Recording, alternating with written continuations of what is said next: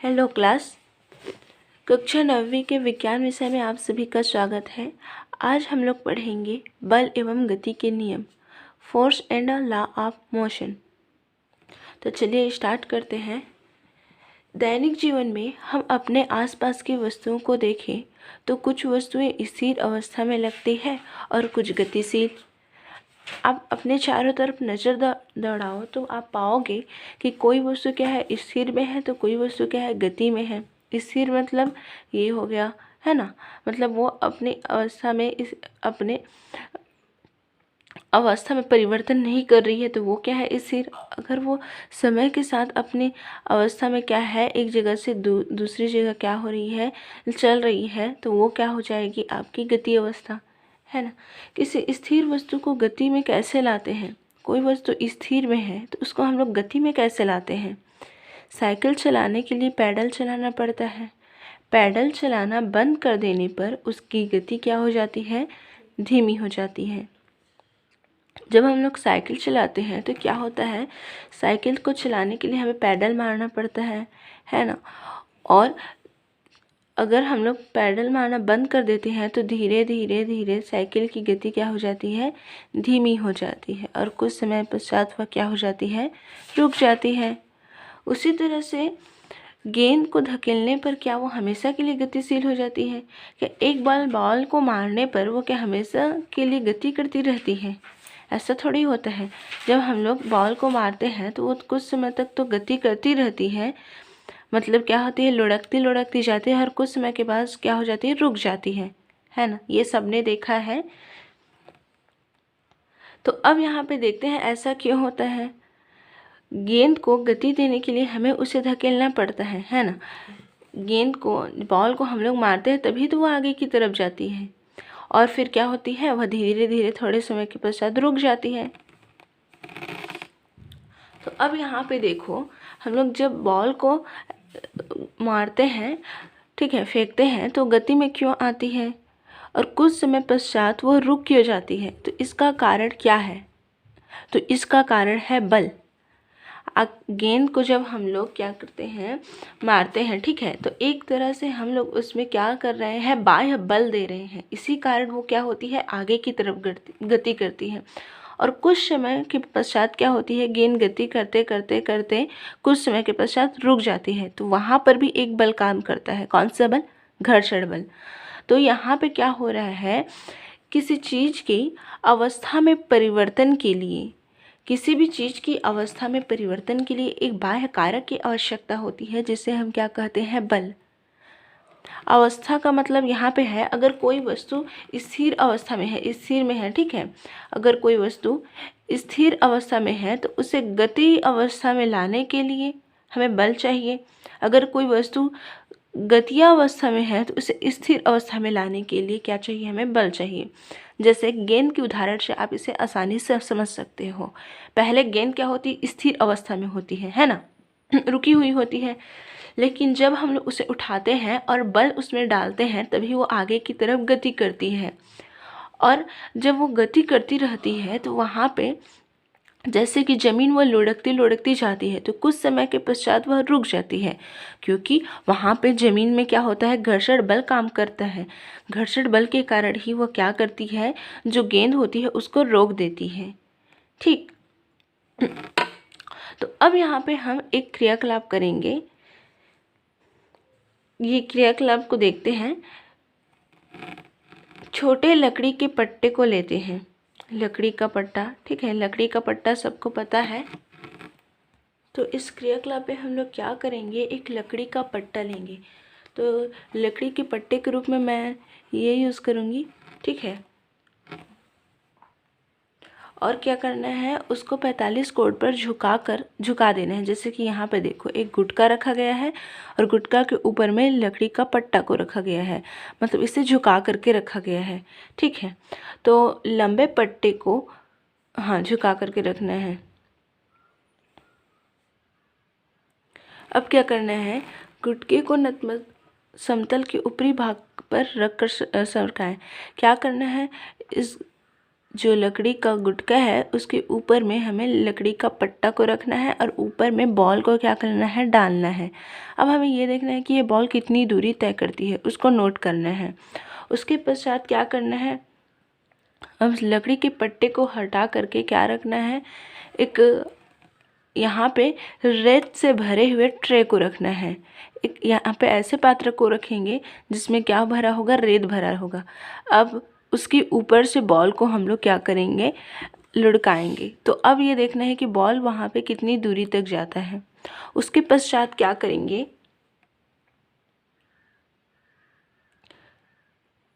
एक प्लास्टिक का पात्र लेंगे, ऐसे ही समतल पात्र लेंगे जिसमें क्या करेंगे, तेल को लगा देंगे। ठीक है,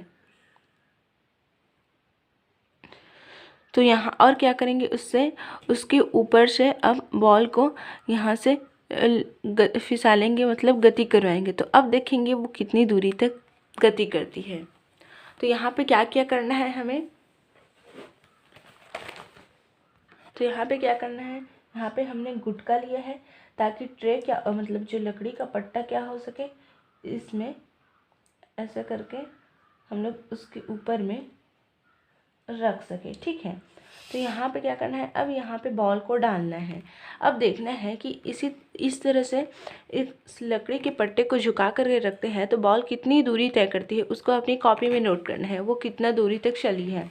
उसके बाद क्या करना है, फिर से एक यहाँ पे गुटका लेना है और यहाँ पे क्या करना है, एक ट्रे ले लेना है, ट्रे कोई सा भी ट्रे जिसमें हम लोग क्या करेंगे, रेत को भरे रहेंगे। ठीक है, इसमें क्या किए रहेंगे हम लोग, रेत को इसमें भरे रहेंगे और इसके ऊपर से क्या करेंगे, बॉल को डालेंगे। तो अब देखना है कि वो बॉल कितनी दूरी तय करती है। उसके पश्चात क्या करेंगे, अब इसके स्थान पर हम लोग एक ऐसा प्लास्टिक का क्या रखते हैं, एक ऐसा प्लास्टिक का समतल पात्र रखते हैं। ठीक है, मान लेते हैं प्लास्टिक का पट्टा है और इसके ऊपर में क्या करेंगे, तेल लगा देंगे। ठीक है, अब इसके ऊपर से क्या करेंगे, बॉल को गिराएंगे। तो अब देखेंगे कि वह बॉल कितनी दूरी तक तय करेगी। तो आप लोग मुझे ये बताइए कि इसमें से किस में बॉल जो है ज़्यादा दूरी तक गति करेगी, लकड़ी के पट्टे में करेगी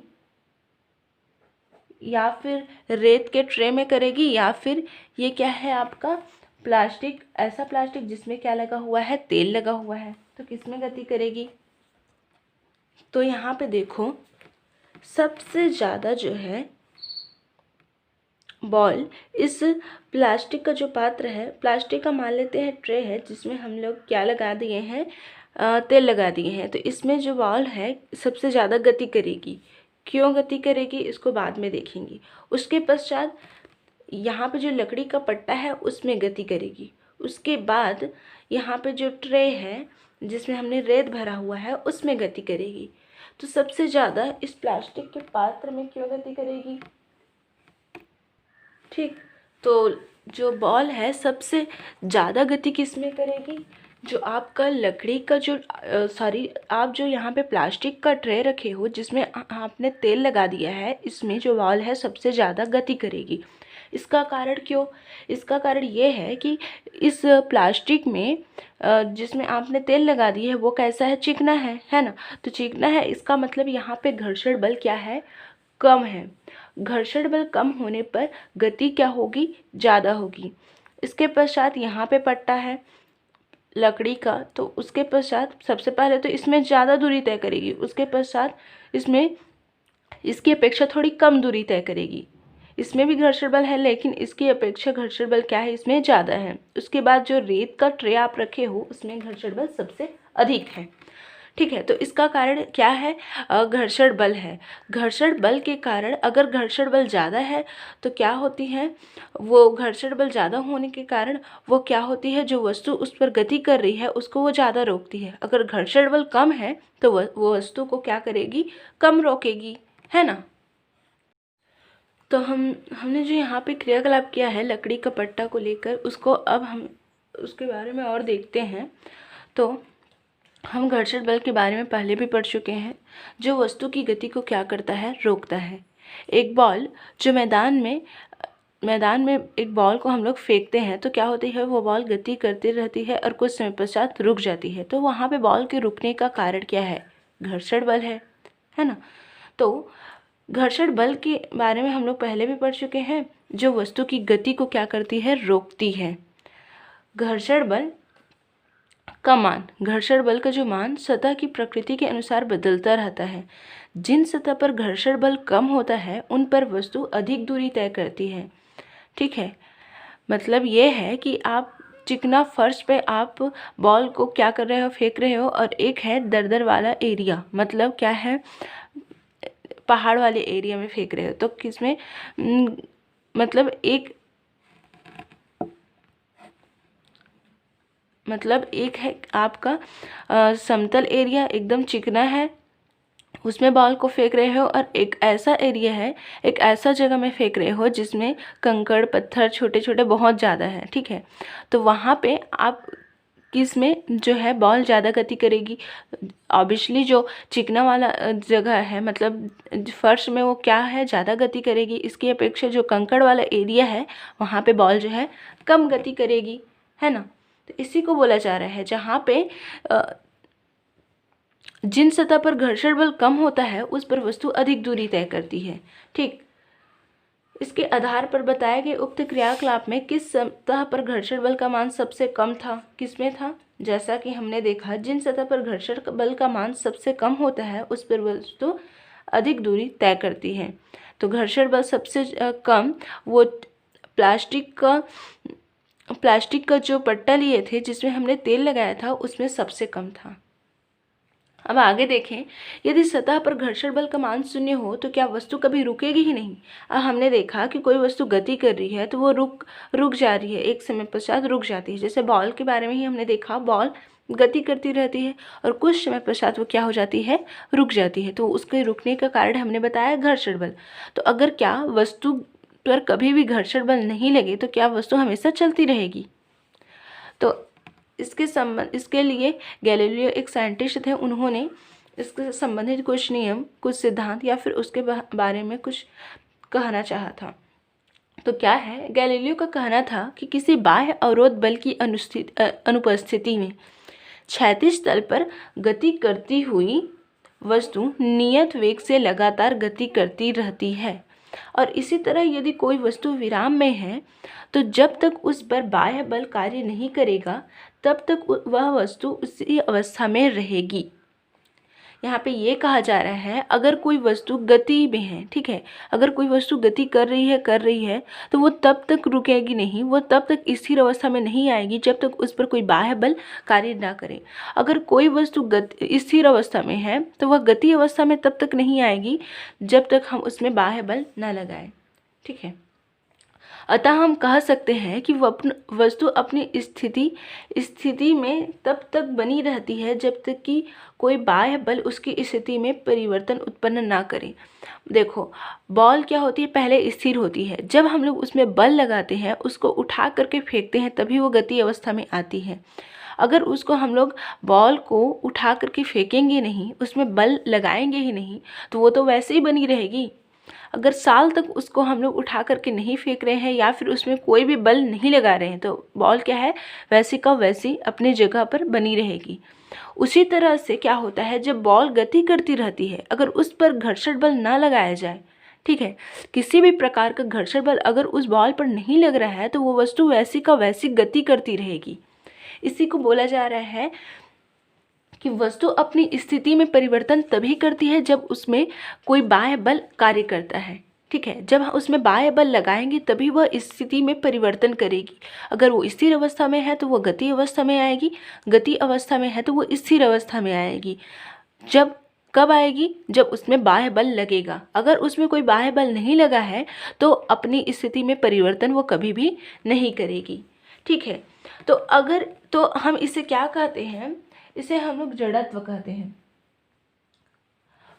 किसे कहते हैं, वस्तु अपनी स्थिति में तब तक बनी रहती है जब तक कि कोई बाह्य बल उसकी गति में, मतलब उसकी स्थिति में परिवर्तन उत्पन्न ना कर दे।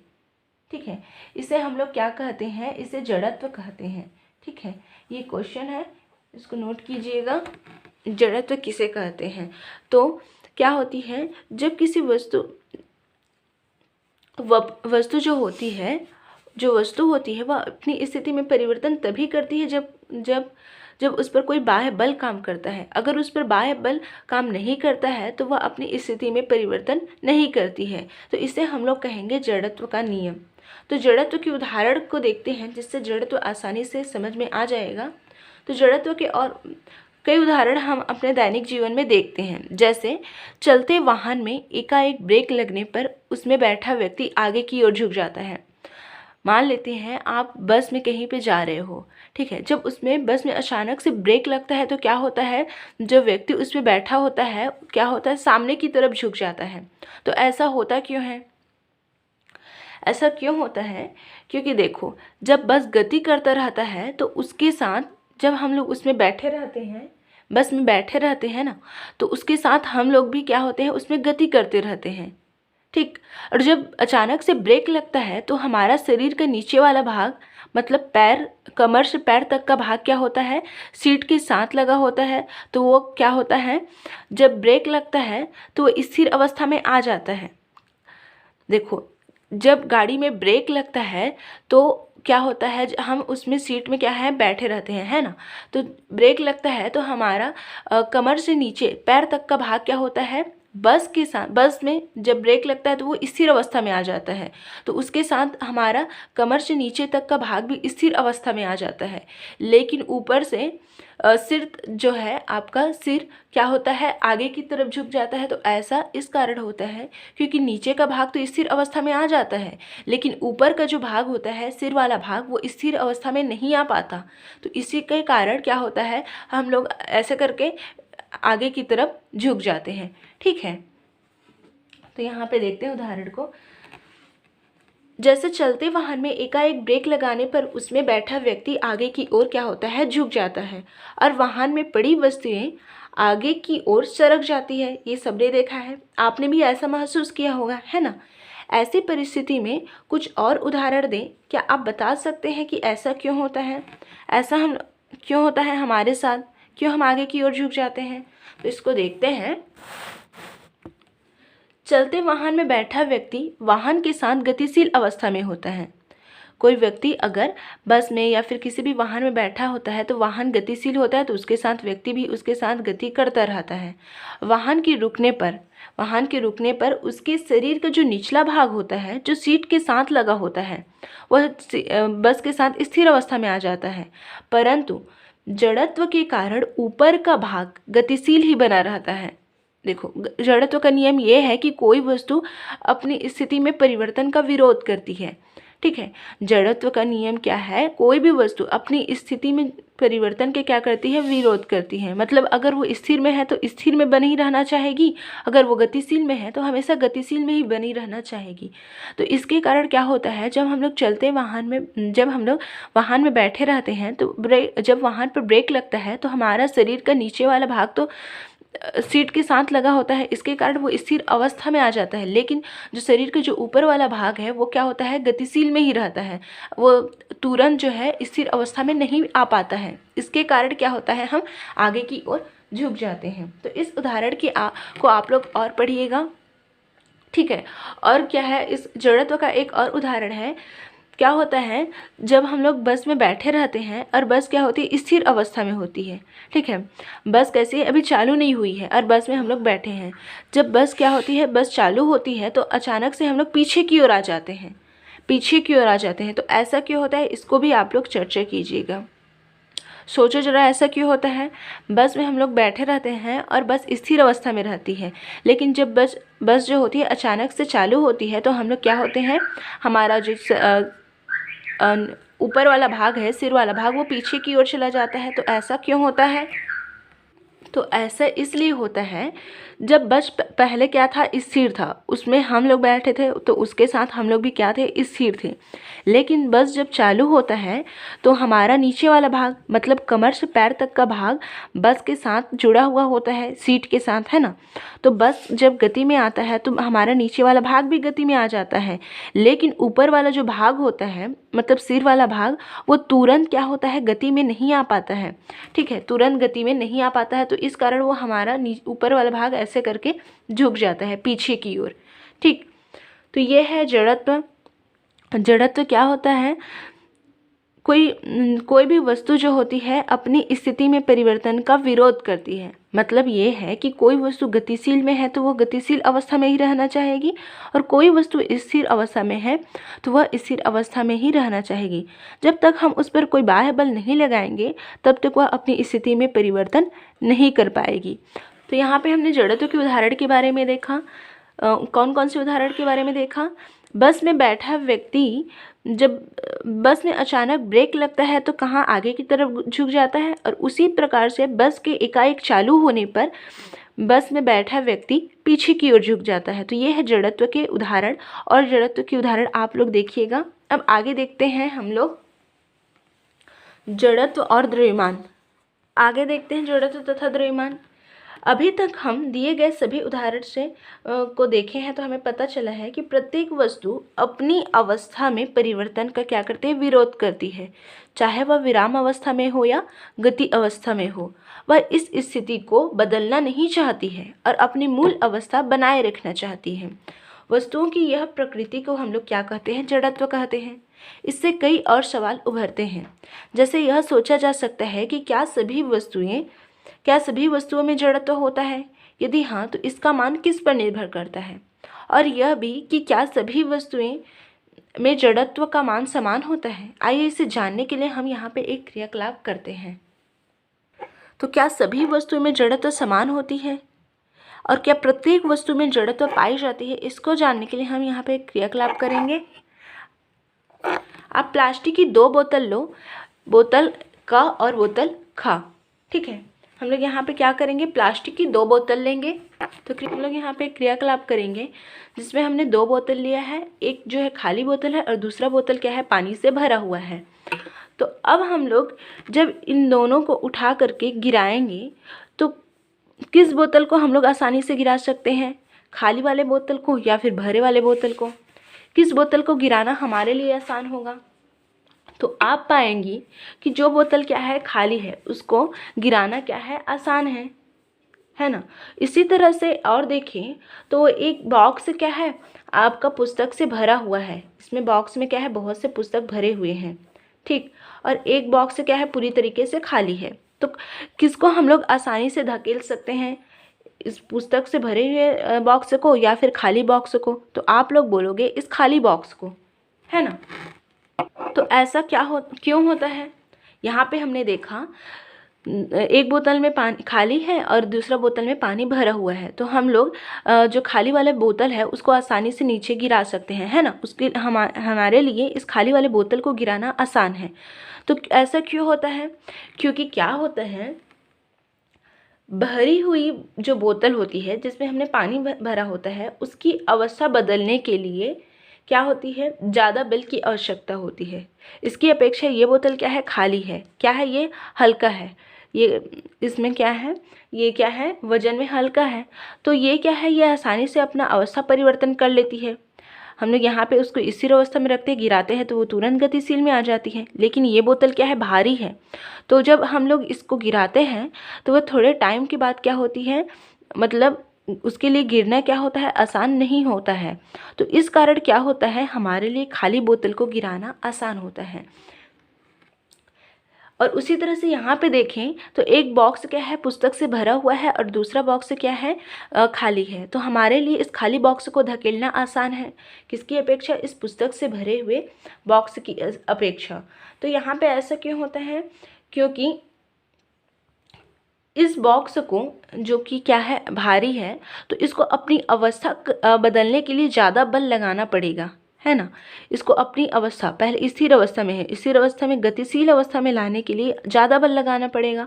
उसी तरह से यहाँ पे बोतल के केस में भी हुआ है, बोतल पानी से भरा हुआ है, पहले वो स्थिर अवस्था में है तो उसे गतिशील अवस्था में भी ज़्यादा बल लगाना पड़ेगा, है ना। तो इस कारण क्या होता है, खाली बोतल को गिराना आसान होता है और खाली बक्से को धकेलना क्या होता है, आसान होता है, ठीक। तो यहाँ पे देखो, भरी हुई बोतल की अवस्था बदलने के लिए खाली बोतल की अपेक्षा ज़्यादा बल की आवश्यकता होती है। इसी प्रकार जब एक व्यक्ति साइकिल चलाता है तो चलती साइकिल को रोकने में कम बल लगता है, जबकि 2 व्यक्ति के बैठे होने पर ब्रेक लगाने में ज़्यादा बल लगता है। इसको आप लोग समझ ही गए होंगे। अगर आप अकेले साइकिल में जा रहे हो तो ब्रेक को आसानी से आप ब्रेक मार करके साइकिल को रोक सकते हो, है ना। उसी तरह से आप साइकिल में बैठे हो, आपका कोई दोस्त भी साइकिल के पीछे में बैठा है, तो आप ब्रेक लगाओगे तो साइकिल क्या है, थोड़ी देर में रुकता है। क्यों? क्योंकि जब अकेले बैठे होते हैं तो उसमें क्या होता है, बल कम, जो साइकिल होती है उसको अपनी अवस्था परिवर्तित करने के लिए कम बल की आवश्यकता होती है। लेकिन जब आप लोग 2 लोग साइकिल में बैठे होते हैं तो वो क्या होता है, तब के केस में आपको साइकिल को रोकने के लिए ज़्यादा बल की आवश्यकता होती है। इस कारण थोड़ा लेट में ये काम होता है। तो यहाँ पे देखें तो इसका अर्थ है भारी वस्तु में ज़्यादा जड़त्व होता है। ठीक है, भारी वस्तु में क्या होता है, जड़त्व ज़्यादा होता है। जो वस्तु भारी होगी वह अपनी स्थिति में कुछ समय पश्चात परिवर्तन करना चाहेगी। मतलब कोई वस्तु जो है अपनी स्थिति अवस्था में से गति अवस्था में आने के लिए या फिर गति अवस्था में स्थिर अवस्था में आने के लिए क्या करती है, उसको बाह्य बल हमें लगाना पड़ता है उस वस्तु पर, है ना। तो कोई वस्तु क्या है, भारी है, तो वो अपनी स्थिति में क्या करेगी, परिवर्तन करने के लिए उसे और ज़्यादा बल लगाना पड़ेगा। अगर कोई वस्तु क्या है, खाली है, जैसे बोतल के केस में देखा, वो क्या थी, खाली थी, और दूसरा बोतल क्या था, भरा हुआ था। तो इसका मतलब ये है कि जो वस्तु भारी है उसमें जड़त्व का मान ज़्यादा होगा, और जिस वस्तु का वजन क्या है, कम है, ठीक है, हल्की है, तो उसमें जड़त्व का मान कम होगा। ठीक, जड़त्व कम है इसका मतलब क्या है, वो अपनी स्थिति में परिवर्तन बाह्य बल लगाने पर जल्दी से कर लेगी। लेकिन अगर जड़त्व का मान ज़्यादा है, ठीक है, जड़त्व का मान अगर ज़्यादा है तो क्या होगा, जब उस वस्तु पर हम लोग बाह्य बल लगाएंगे तो पर भी क्या होगी, वो अपनी अवस्था में परिवर्तन धीरे धीरे करेगी। ठीक, तो द्रव्यमान जो होता है वस्तु अवस्था परिवर्तन में विरोध का मापक है, अर्थात द्रव्यमान वस्तु की जड़त्वीय प्रकृति का माप है। द्रव्यमान जितना ज़्यादा होगा वस्तु का जड़त्व भी उतना ही अधिक होगा। अगर कोई वस्तु भारी है तो क्या होगा, उसमें जड़त्व का मान ज़्यादा है। अगर कोई वस्तु हल्की है तो उसमें जड़त्व का मान कम है। ठीक, तो जो जड़त्व है वो किस पर निर्भर कर रहा है, द्रव्यमान पर, वस्तु के भार पर निर्भर कर रहा है। तो SI पद्धति में द्रव्यमान का मात्रक क्या होता है, किलोग्राम होता है। द्रव्यमान को हम लोग किससे मापते हैं, किलोग्राम से। ठीक, केजी है, द्रव्यमान का मात्रक क्या है, केजी। तो यहाँ पे हमने द्रव्यमान और जड़त्व के बारे में देखा कि क्या होता है, अगर वस्तु भारी होती है तो उसमें उसको अवस्था परिवर्तन करने के लिए ज़्यादा बल लगाना पड़ता है। अगर कोई वस्तु हल्की होती है तो उसे अवस्था परिवर्तित करने के लिए कम बल लगाना पड़ता है। बोतल के उदाहरण से हम लोग यहाँ पे इसको आसानी से समझ चुके हैं। अब देखते हैं संतुलित और असंतुलित बल को।